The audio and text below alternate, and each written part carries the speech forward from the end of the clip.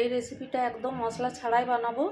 তার জন্য যেটা লাগবে পালং শাক, কাঁচা লঙ্কা, কালো জিরে, নুন আর তেল দেব, একদম মশলা ছাড়া। সামান্য সর্ষের তেল দিয়ে দিচ্ছি, এই 2 চামচ মতো।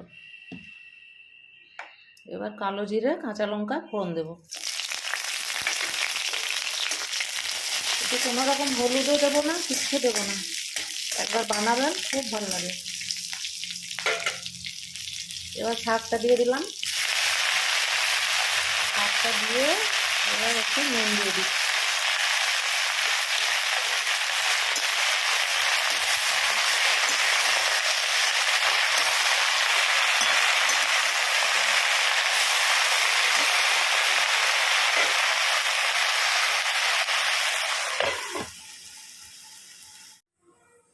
আমি একটু ভাজা বড়ি দিচ্ছি, আপনারা চাইলে দেবেন, নাও দিতে পারেন, না থাকলে।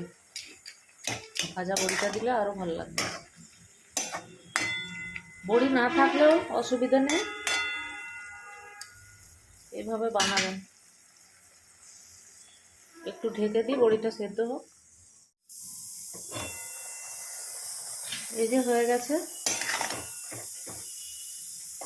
রেডি।